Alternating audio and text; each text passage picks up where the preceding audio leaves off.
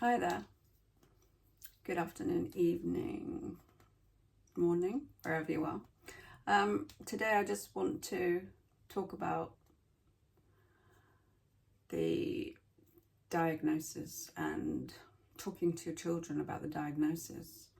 And for me, the first time round, it was 2014, and my kids were 3, 5, and 7, so I didn't tell them. I just recently left their father, and it was too much. They couldn't have coped with the idea of cancer. And it really, what went through my mind at that time was not how they would receive the news, but how, if they were to tell someone else, how that other person would receive the news. And because when you say cancer, it's like, big intake of breath. And then, it's a scary word, isn't it? And so at that point in time, it wasn't going to impact them. They weren't going to notice any particular changes. And so I just felt it's best not to. But as I was approaching my second diagnosis, I used to go for these thermography tests, and I'd take my kids along with me. And I said to my daughter, who was, we were in 2019, so Eva would have been about 10. I said, look, if anything happens, if I get any results that I don't like, what do you want me to do? Do you want me to tell you, or do you want me to keep it to myself? And she's like, tell me, just be completely transparent, just tell me. And I was like, okay then. So when I got the results, it was all very, very long-winded getting the second set of results in 2019, because I was not in a hurry to find out. So I kind of delayed it as much as possible. I had little tests here and there, and then I would wait until I felt ready for the next set of tests, and nothing could be done at a speed that I wasn't happy with. And so eventually we received the news. We were just in the park behind my house, and it was a sunny day, and we were meeting my friend and her kids, and I got the phone call from my new breast care nurse, who was also a friend, and she said, look, things have changed and there is cancer. And it was like, fuck, it was like genuinely, shit, I didn't want this to happen. How did this happen? And I was in kind of a state of shock. So when I saw Katie, I just burst into tears. And that's kind of how it continued, not with the tears, but with the honesty and the openness. So every test I went for, I would give the kids the download, and they'd understand where we were at and the next step. But it was always done slowly. They try to rush you through a cancer diagnosis like as quick as they possibly can. And for me, it's like, no. My nervous system has to be ready for each step. So I have to slow this whole process down, and they don't like that at all. But it was something I absolutely had to do. And so by the time it got to me receiving the diagnosis that it was stage 4, it was metastasized beyond my breast and into my lymphatic system.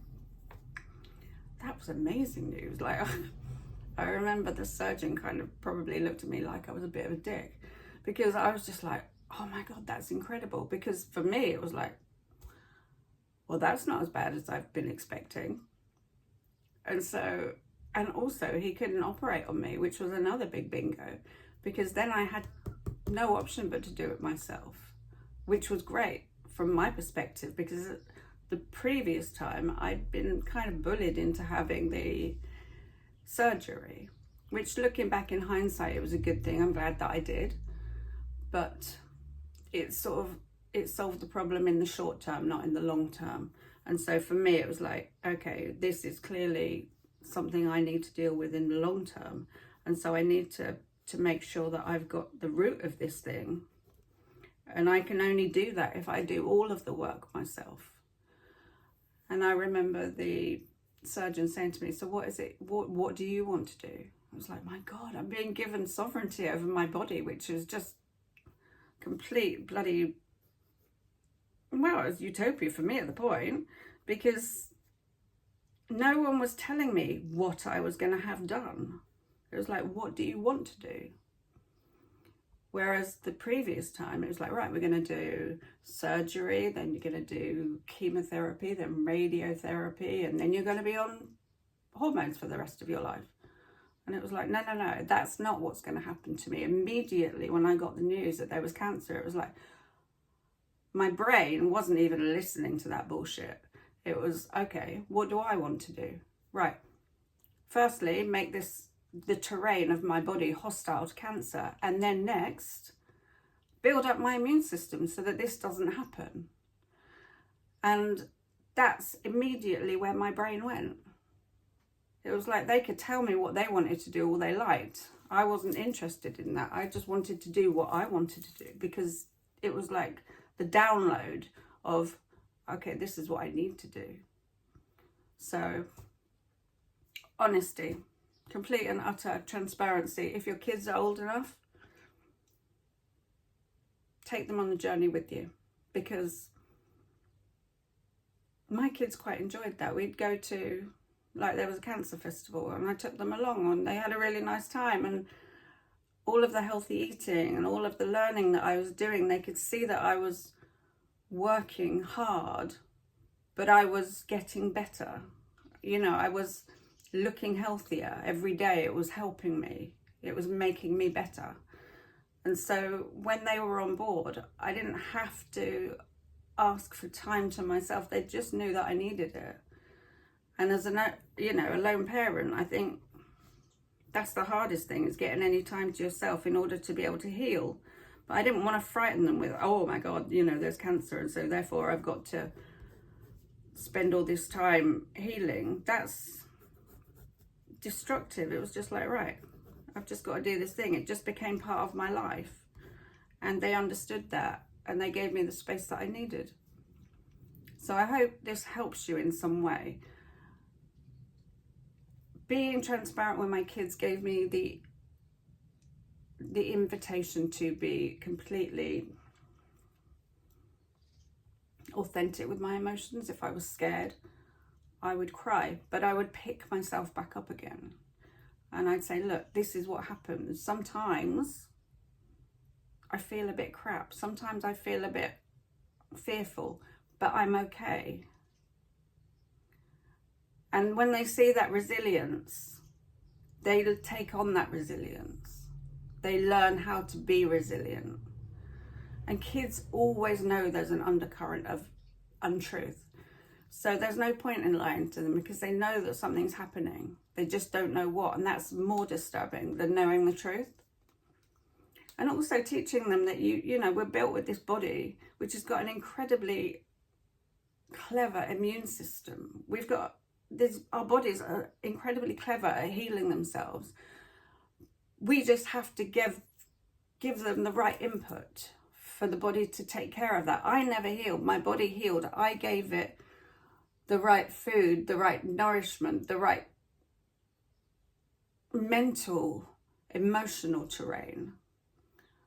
I reduced the amount of stress by learning different ways of coping and different ways of thinking, which was ultimately, I think, the healing factor. And so when kids see you being so proactive with your health, it doesn't really faze them. My son asked me a couple of years after, he said, was your cancer serious? And I was like, yeah, it was serious. He's like, well, I didn't realise that. I knew that you were doing all the work. I didn't realise how serious it was. Because there was no fear there most of the time. It was just about giving my body what it needed to get better. And